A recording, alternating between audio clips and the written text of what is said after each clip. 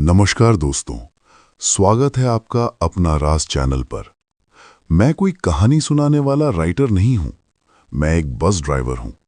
पिछले 15 सालों से रात दिन बस चलाता आ रहा हूं, पर जो कुछ मेरे साथ देवगढ़ के जंगल रूट पर हुआ, उसके बाद मैंने समझ लिया, हर रास्ता सिर्फ सड़कों का नहीं होता, कुछ रास्ते यादों और गलतियों के भी होते हैं।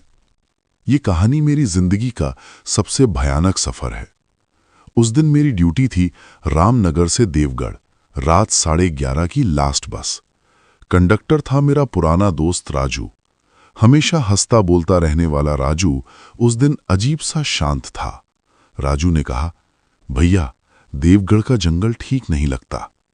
मैंने हंस के टाल दिया। मुझे क्या पता था ये हंसना मुझे महंगा पड़ने वाला है। जंगल शुरू होते ही मोबाइल नेटवर्क गायब हो गया। पेड़ इतने घने थे जैसे रात खुद बस के पास आ रही हो। तभी एक बुढ़िया औरत ने जंगल के मोड़ पर हाथ दिया। राजू ने धीरे से कहा, भैया, यहां कोई सवारी नहीं मिलती। पर ड्राइवर का फर्ज होता है सवारी उठाना। मैंने बस रोक दी। बुढ़िया चढ़ी, टिकट ली और बस इतना बोली, बस देवगढ़ तक ही जाएगी ना? उसकी आवाज में अजीब सी ठंडक थी। बुढ़िया के बैठते ही बस का माहौल बदलने लगा। किसी बच्चे के रोने की आवाज, किसी आदमी की घबराहट, और मुझे लगा जैसे किसी ने पीछे से मेरा नाम लिया हो। फिर अचानक जंगल के बीच बस बंद हो गई। इंजन बिल्कुल ठीक, पर स्टार्ट ही नहीं। बुढ़िया खड़ी हुई और बोली, यहीं उतरना है। जैसे ही वो उतरी, बस खुद ब खुद स्टार्ट हो गई। राजू का चेहरा सफेद पड़ चुका था। उसने कांपते हुए कहा, भैया, उसके पैर जमीन को छू ही नहीं रहे थे। देवगढ़ पहुंचते पहुंचते बस बिल्कुल खाली हो चुकी थी। बस स्टैंड पर सिर्फ एक बुढ़ा चौकीदार मिला। जब हमने बुढ़िया का जिक्र किया, उसने कहा, बेटा, 20 साल पहले इसी रूट की एक बस जंगल में जल गई थी। उसमें जितनी सवारियां थीं, सब जल के मर गईं। और सबसे भयानक बात, उस जली हुई बस का नंबर वही था जो मैं चला रहा था। उस रात देवगढ़ में रुकना पड़ा, पर राजू नॉर्मल नहीं था। वो खुद से बातें करता, खाली बस में टिकट फाड़ता और कहता, भैया, सवारियां आ रही हैं। एक रात उसने मुझे सीधा देखा और बोला, मैं राजू हूं ही नहीं। मुझे समझ आ गया, कोई साया उस पर चढ़ चुका था। पुजारी ने कहा, उन्हें बदला नहीं चाहिए, उन्हें याद चाहिए।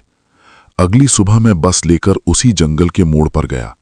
बस के अंदर अधूरी लाशें बैठी थीं, जली हुई, आधी आधी। उनमें एक बच्चा बोला, ड्राइवर अंकल, आपने उस दिन बस क्यों नहीं रोकी थी? तब मुझे याद आया, 20 साल पहले इसी रूट पर कुछ बच्चे हाथ दिखा रहे थे और मैं बस लेट होने के डर से बस नहीं रोकी थी। शाम को वही बस जल गई थी। मैं जंगल के उस मोड़ पर घुटनों के बल बैठ गया, हाथ जोड़कर कहा, गलती हो गई मुझसे। आज अगर वक्त मिलता तो मैं सबको बिठा लेता। बुढ़िया ने कहा, गलती मानने वाला हर कोई नहीं होता। तेज हवा चली और एक एक करके सारी आत्माएं जंगल में घुल गईं। राजू बेहोश हो गया। सुबह सब कुछ नॉर्मल था। राजू को कुछ याद नहीं, पर देवगढ़ का जंगल आज भी सुनसान है। मैं आज भी बस चलाता हूं, पर उस रूट पर कभी नहीं जाता। लोग कहते हैं रात को वहां जलती हुई बस दिखती है, और कोई धीरे से कहता है, अगले मोड़ पर रोक लेना।